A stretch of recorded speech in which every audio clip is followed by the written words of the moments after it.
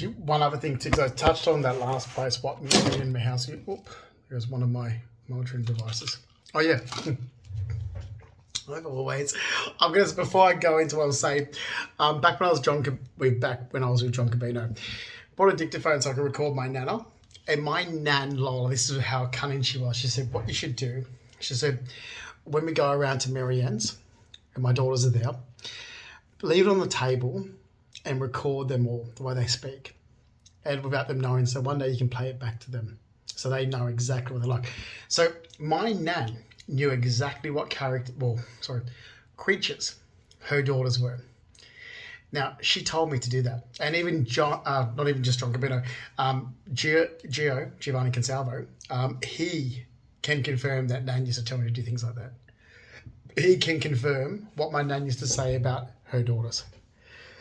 Anyway, I've got shitloads of this backed up. Oh, God, everywhere. I'm going to get settled again back with my little home office like I used to have and everything set up. I had this great, one side was my art and design studio. The other side was this corner desk.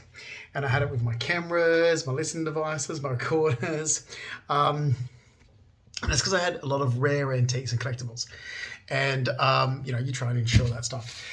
So, and I did. And that's where I'm getting with this. Because it was brought up, where does Justin's money come from? And that's why I've been harassed in the last 9 years. And I turned to police and so forth and solicitors.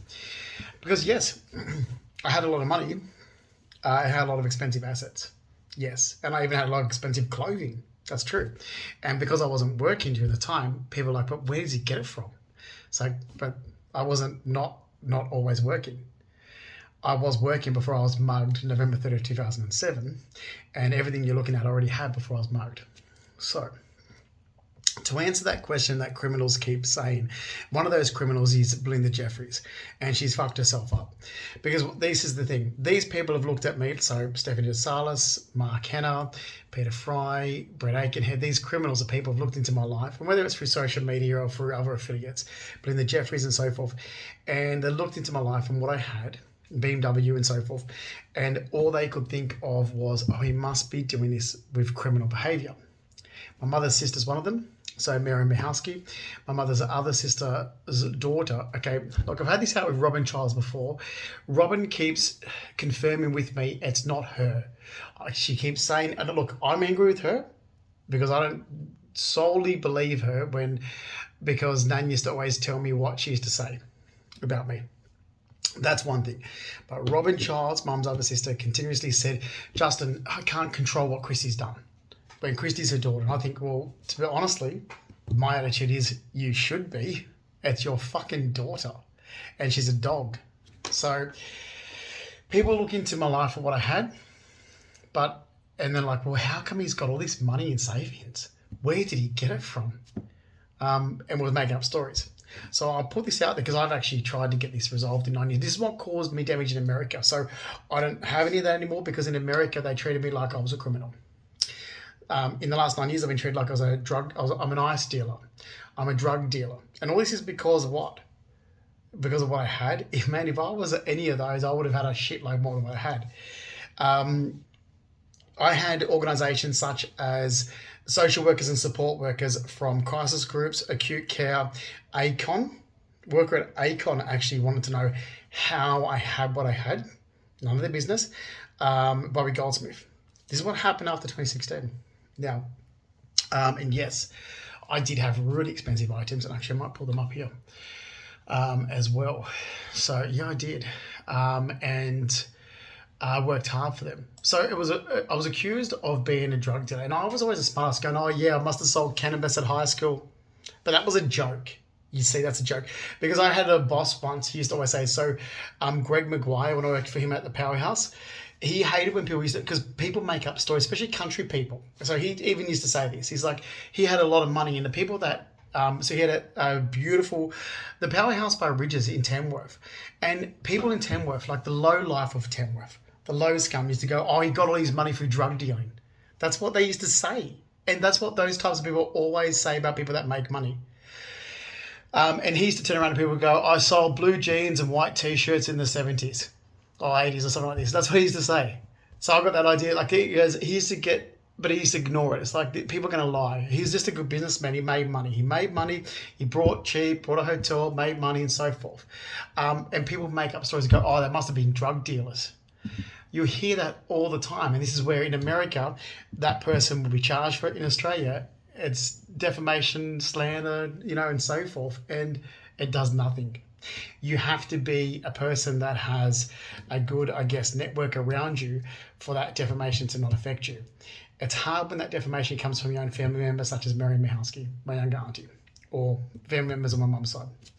So and especially when I'm ringing police and so forth going, can you help? Like, this is not rocket science. Where my money come from? Okay, let's go back before I started working at Star Casino. Let's go back to working at the Powerhouse Hotel in I can even go back further, but do we need to go back further to 1996? 1996, when I was studying, fine arts, and I'm going to work with Darren LeMay, my cousin's husband, and I'm doing night shift, night shift in stocking shelves and so forth. Whatever jobs I could pick up on the side because I was studying at TAFE College. Or do I need to go back to 1996 when I moved after October 1996, and I did paint. I should have had it with me. I've got a reference somewhere from Tony Wormsley. I painted and did maintenance on the Retreat Theatre. I used to do the sets and anything that a Retreat Theatre needed, including acting classes, and Tony Wormsley used to pay me for it.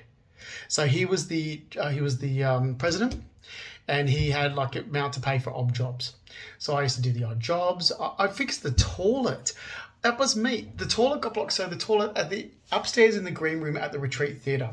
If you go from the lounge room area into the hallway and you go right along the hallway and to the left is where all the costumes were.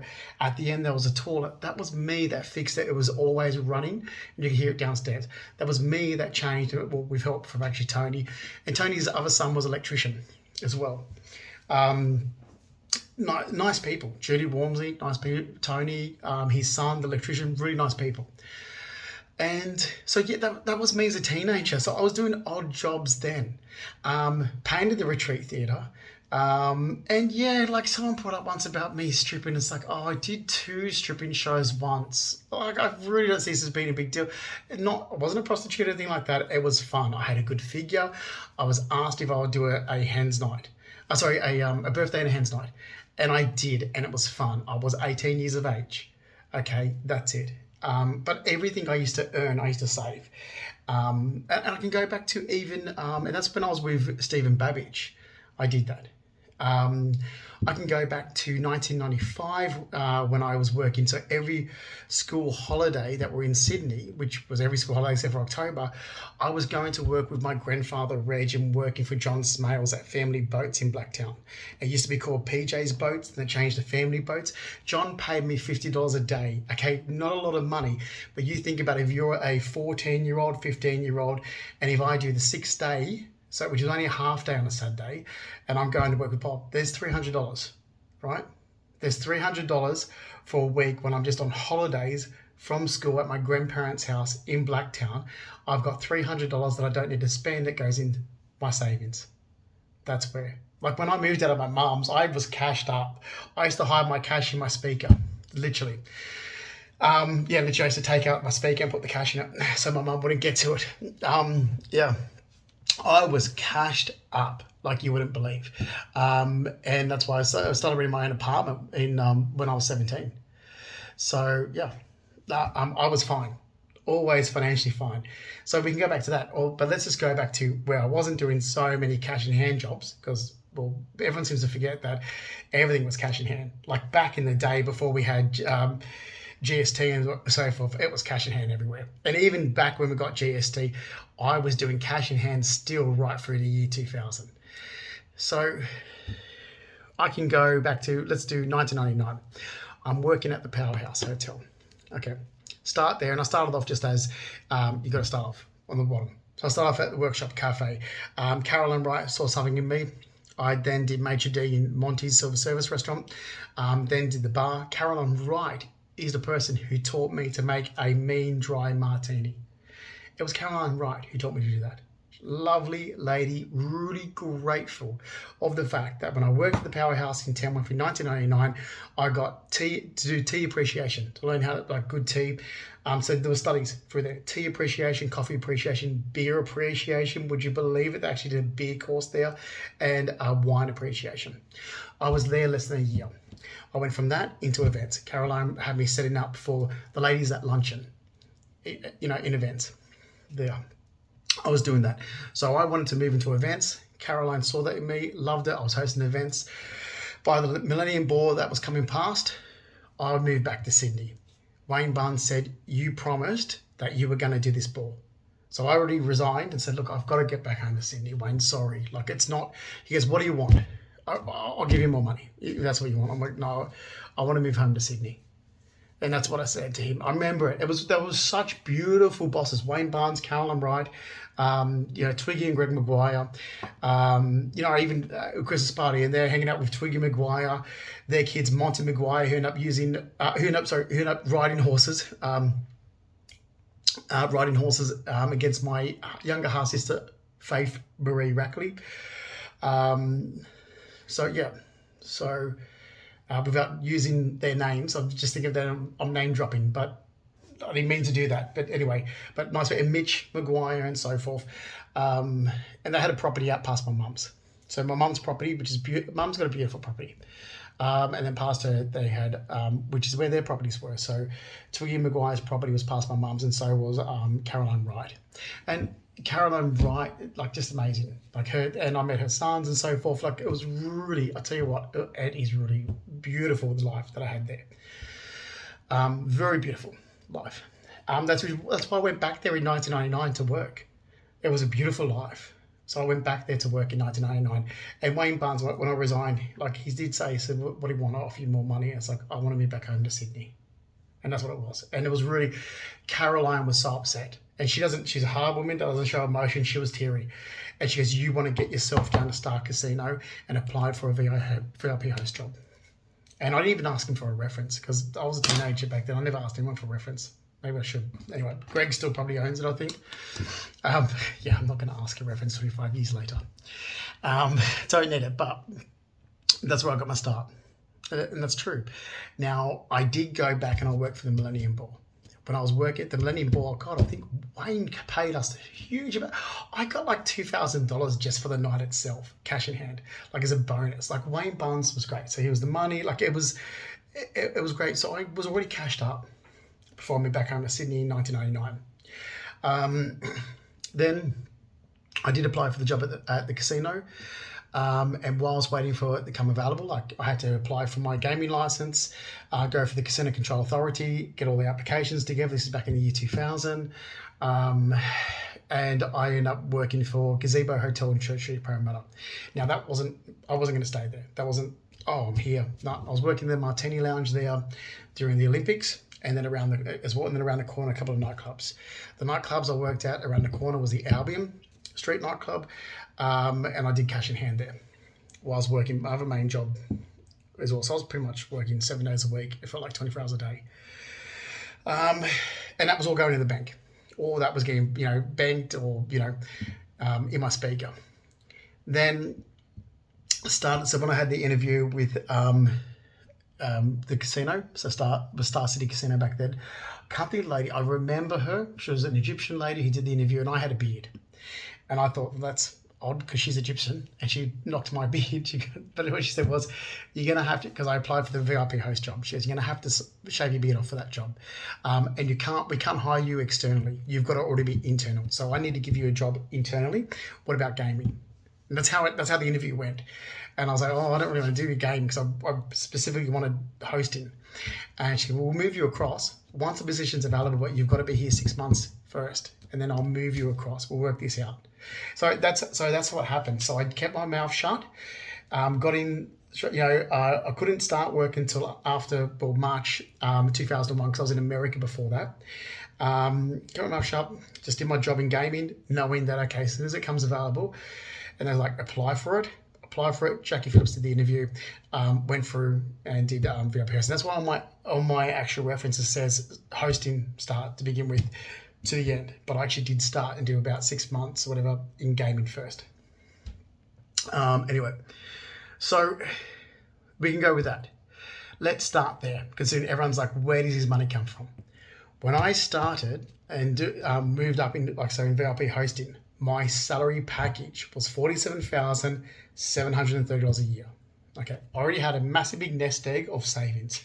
When I went to purchase my house for an investment, so I brought 16 Scotts Road in Tamworth as an investment. So I brought it in an area where it was cheap, I could get a good return, and someone could check on it for me. Okay, so if I looked in Sydney areas, I was working all the time for sales. I couldn't check on it. I had to always be under an agent. And what I could get for rent, I wouldn't pay for the mortgage. So that's what I was looking at, basically. So when I purchased the place cheap. When I sold it for almost double the money. So that went on. So I already still had a lot of savings, even though I bought a property. I still had a shitload of savings, which I can show all this through history.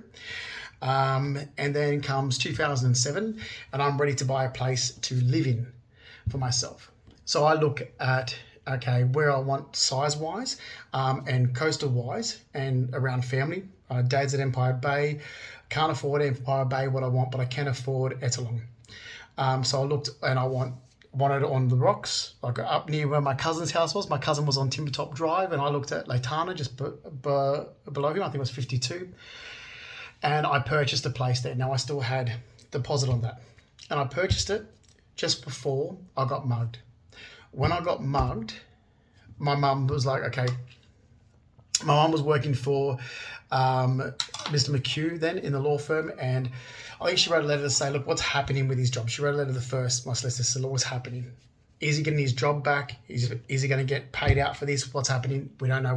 It's like, well, if you don't have an income coming in, like we've only had part salary payment, you're going to have to pull out sale of your house. So it was really bad. I was like, I can't believe this, because I just lost my income, which meant I had to then pull out the sale of the house I just purchased.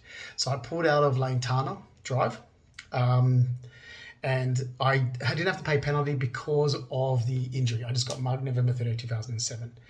But I still had my investment property. I still had my fixed term deposits. So when I sold my investment property in 2008, one bank account alone had over 140,000 in it. Now, didn't have to touch that. That sat there. Why would I need to touch it? It's just in there in savings. And I didn't have it accruing interest because I didn't want to have to pay tax on it. So I just sat there. I wanted a savings account that didn't give me anything and didn't have to pay for anything. It just kept the money secured. That's it.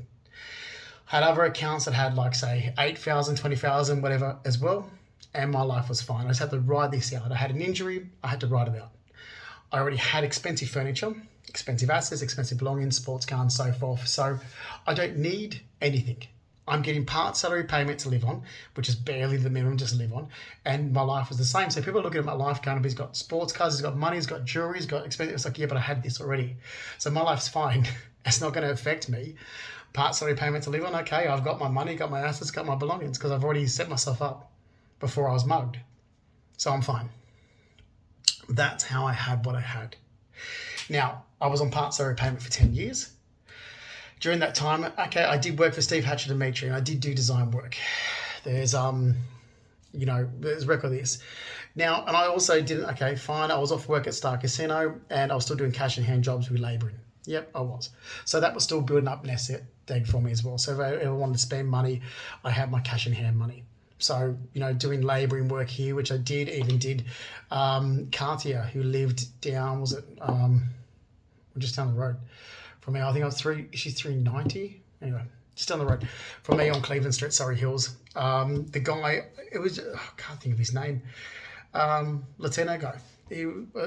Just this Latino guy who ended up being like some guy that was doing maintenance for the real estate who, like, I was renting off, and he came around to do something, and I said, oh, well, you'll be better off doing it this way. And he goes, oh, I said, yeah, I know. He goes, why don't you do it, and I'll pay you for it. That's what happened, seriously. It was doing the spare room. I'm like, well, you better, and I ring Dad for something. I said, Dad, there's a spare room leaking in my place, and my dad's a builder. So that's how it happened. There was some things like where there was, for example, the timber, like say your timber around here, because it was an old building, and the water had rotted and so forth, and he was going to remove the entire panel, but like, I'll show you what I mean. So that's your hole. Oh shit! Whoops. So that's the hole there, in that area there, and that's hardwood.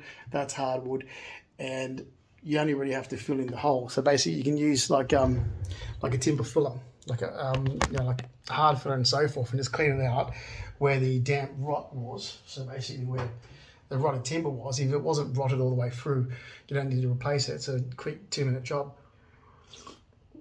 And he was going to fix that, but he was going to buy this expensive piece of timber to put on there. I was like, I don't need to do that.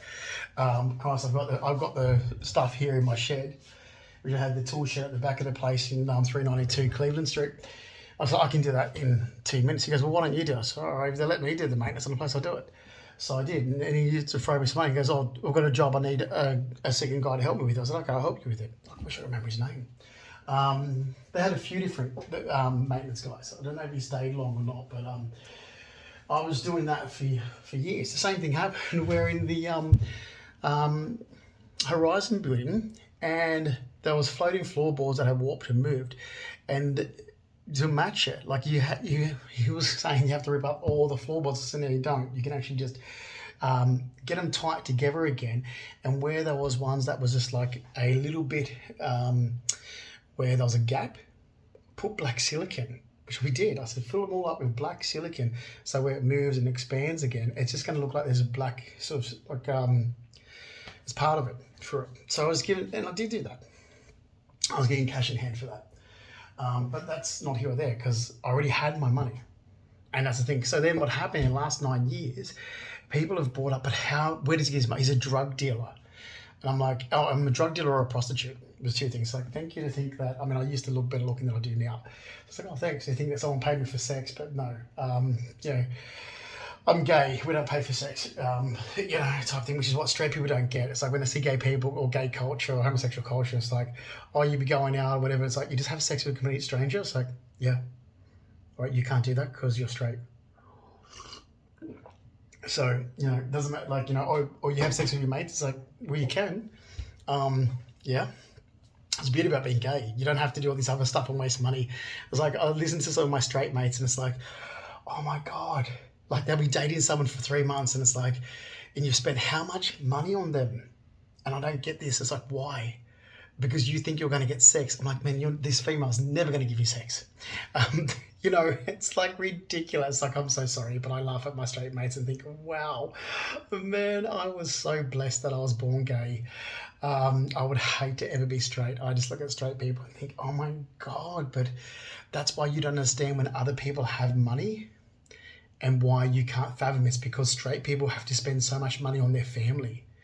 And it's like, wow, you waste so much money. Or if it's not on their family, it's drinking. Straight people drink so much. It's like, oh my God, you go to pubs and I'm looking at this going, okay, that beer's almost $6. You've had how many of those? And oh my God, like what they would drink. And I'll sit back and have like a martini and they're like, oh, but your martini is like $10. I'm like, yeah, but I'm going to have one of these and enjoy it for the entire night. That's all I need. You're going to have 10 of those and be like shit and wasting money. Like, I just look at things like, say what I said about Belinda Jeffries and so forth, and the money they spend on cocaine and shit. I'm like, oh my God, I'd rather buy an antique piece of furniture where I would enjoy. Like then, so people like this, they don't see because they've got problems with drinking and drugs and so forth. And I've seen this before with my stepfather and my stepfather's family, even my half sister, and they look at what you have, or even my mum's sisters. My mum's sisters are massive big drinkers, and they look at what I have and they're like, well, how can you afford that? I'm like, because I don't drink. Because I don't drink. How can I afford it? I don't drink. You'll be surprised how much money goes into alcohol. It's like, I don't drink. I've never drunk. Yes, I had a fully stocked bar and wine collection at my house, but I've had this throughout my life. You can see that in DVDs. And as for the bar, majority of this came from birthday presents back my 18th and 21st and so forth, plus what I had collected through when I was working in bars, meaning what I'd actually brought through wholesale. And then when my partner, John Cabino, closed his restaurant in Mossman, the entire bar came to my place and basically gave me the bar. Plus, John Cabino used to always give me bottles of cognac. He even gave me bottles of cognac for Father's Day. Seriously, he was so nice. So I had this great collection of bottles of cognac, expensive bottles of cognac, that he had given me for birthdays, Christmas, Father's Day, which I'm not a father, I never had kids, but he was doing it as, so he used to get his kids, he used to buy the bottles of cognac and get his kids to give it to me as a Father's Day present because I was so good to them. So one of his kids actually gave I had a Fat Boy Harley Davidson alarm clock, and I gave it to one of his kids. It was my 21st birthday present from Auntie Pat, and one of his kids used to love us. So here you go. You look after that for me, type thing. Because they used to, his dad, like, that was my boyfriend. I used to go with their father, but their father was like their mother. He was very camp, John. Very, very camp. I used to talk to his ex-wife and go, how did you not know he was gay? But she did. She did. But yeah, so it's like, so people come to my place and look at this fabulous cigar and, I had a cigar collection as well. There we go. Fabulous wine and bar collection and my cigar lounge and so forth. It's like, yes, but this is not something that I do every day. So that bottle of vermouth that has been there since my apartment in 1997. Basically, there might be this much left. It's like, yeah, this is old. This has been on, or that's from here. So this did get brought up back in 2016. So everything, my entire life turned out to be sinister. I got accused of being a drug dealer and all this other stuff. That came across to the US. That's what caused the money damage. This is what I asked my mother to help me with. This is what my mother didn't help me with. Instead went on another tangent and her own way. This is what I asked my twin sister to help me with.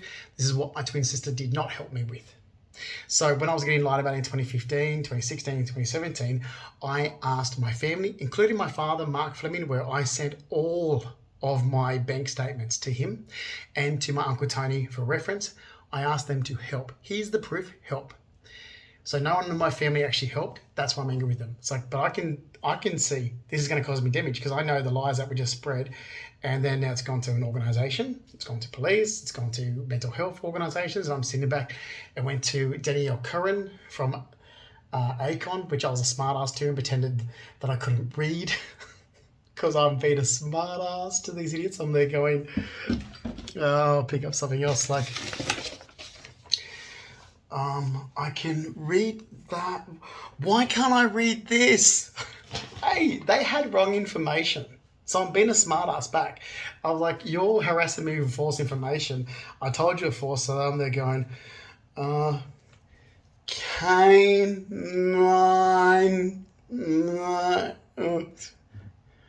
Here's my, I don't even need my glasses this one. K9 male English Bull Terrier, microchip number.